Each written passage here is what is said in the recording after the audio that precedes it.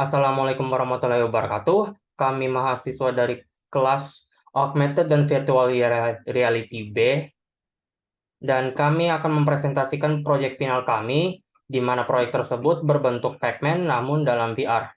Sebelum kami mempresentasikan, saya akan memperkenalkan anggota-anggota kami. Ada saya Fajar, Arif, Yusran, dan Angga. Nah, untuk presentasi kami akan memulai dari aset yang akan dipresentasikan oleh Yusran dan Angga. Kepada yang bersangkutan, dipersilahkan. Baik, terima kasih. Saya akan menjelaskan mengenai base model untuk aset yang digunakan.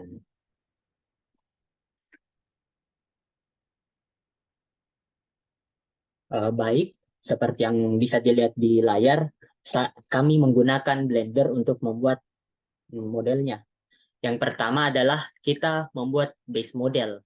Nah, model ini yang akan digunakan untuk hantu-hantu yang lain. Model ini dibuat dengan menggunakan 4 objek. Yang pertama itu dengan menggunakan UV sphere yang kita potong dan mendapatkan bentuk ini yang akan menjadi muka hantu. Kemudian kita berikan layer atau semacam coating untuk membuat bentuk hantunya. Dan yang terakhir kita berikan 2 cube untuk mata. Nah, ini adalah basic modelnya. Dan untuk mendapatkan hantu-hantu yang lain, kita cuma menggunakan material yang lain, seperti hantu ini, Blinky, menggunakan material yang berwarna merah. Sedangkan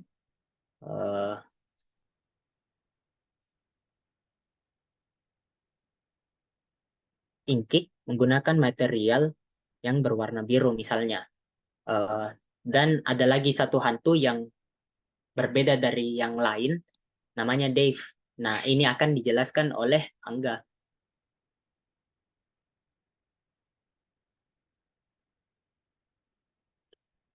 Oke. Jadi untuk Dave sendiri, dia modelnya berbeda dengan hantu lain. Pertama-tama untuk modelnya sendiri Dave, kita masih menggunakan base model dari hantunya. Coba kita hide dulu.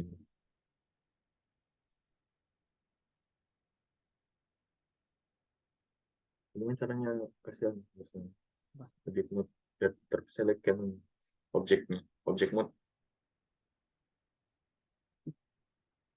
Nah, gitu.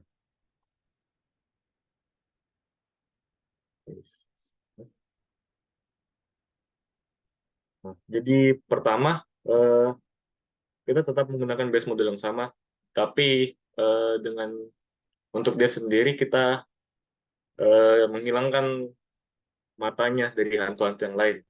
Bisa dilihat sendiri. Kita merge vertices dari mata agar dia menyatu ke center. Jadi tidak ada mata di hantu yang model ini. Selanjutnya, untuk model yang tengkoraknya ini, kita mengambil model aset di internet, lalu kita gabungkan di scale biar sama ukurannya dengan base modelnya, lalu digabung saja seperti itu. Mungkin cuma itu ya untuk aset modelnya. Kalau ada kekurangan tolong dimaafkan, kita kembalikan kembali ke moderator. Terima kasih.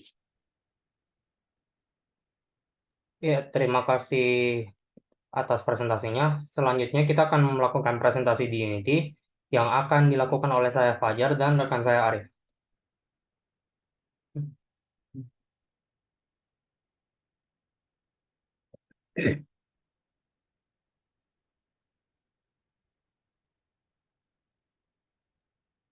Ya, pertama untuk bagian saya Fajar,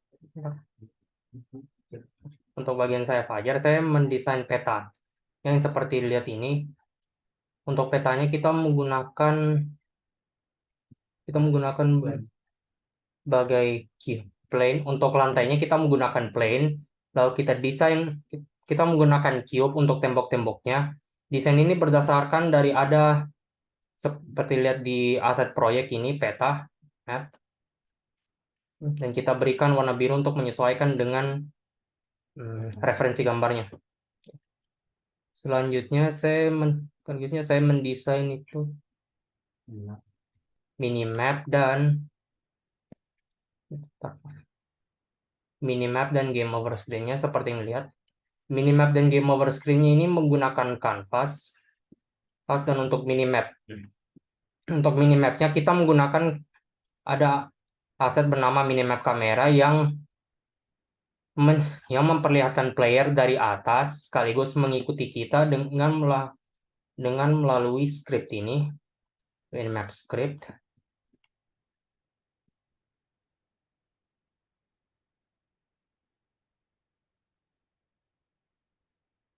Di mana dia akan mengambil public transform pacman, lalu late update, itu memastikan kan player sudah bergerak duluan sebelum adanya perubahan di minimap tersebut.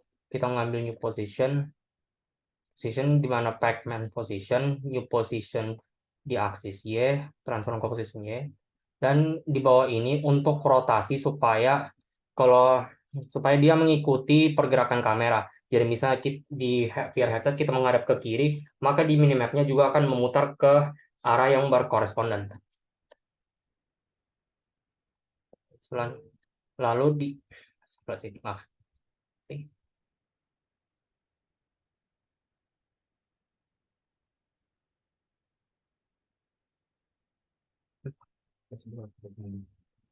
Selanjutnya di pacman kita dapatkan game over, di mana visibilitas dari layar game over ini hilang.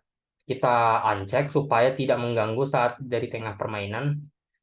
Nah, ini sekedar contoh teks, di atasnya itu game over, dan di bawah, walaupun tampilannya ini game over, tapi sebenarnya teks ini akan menampilkan total poin yang telah kita peroleh sebelum kita mati.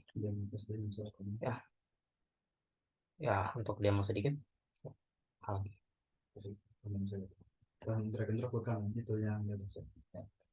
Untuk sedikit pendemoan.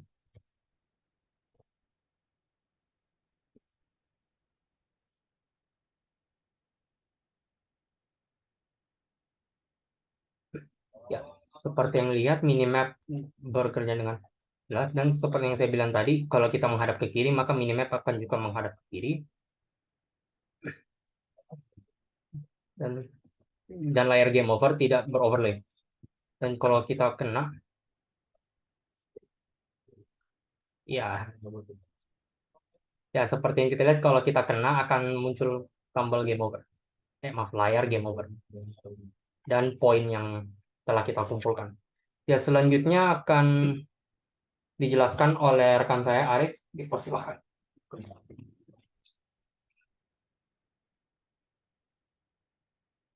Oke, jadi selain itu saya akan yang mengerjakan beberapa seperti program jalannya sebuah player dan program jalannya tiap hantu-hantu yang ada di Pac-Man. Untuk awal gamenya kita bisa lihat di script.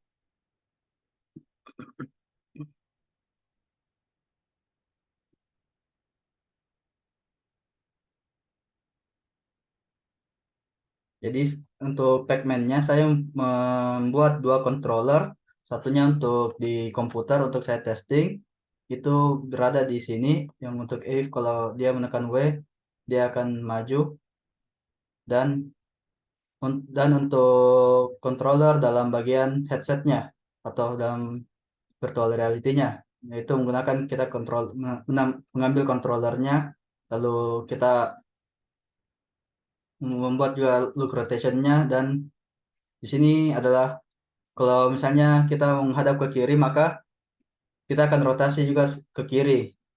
Jika terlalu besar maka dia tidak, jika terlalu kecil kepala kita miring maka dia tidak membacanya.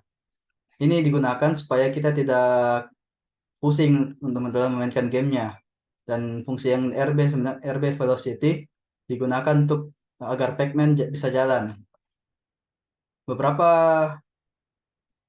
saya berikan jarak untuk Blinky, saya hanya mengasih komen untuk dia mengikuti pacman terus. Dan untuk Pinky, saya memberikan Pinky movement, yaitu agak depan dari pacman di sekitar sini, yang dia akan mengikuti area itu untuk mengikuti pacman. Dan Inky dia mengikuti pacman juga, dan Dave dia pergi ke sudut untuk seperti Clyde, dia sudut terus. Nah, dan ini adalah codingan untuk kalau misalnya dia memakan makanannya di atas ini. Ya, jika dia collide dengan food, maka kita akan hancurkan, atau dia collide dengan power up.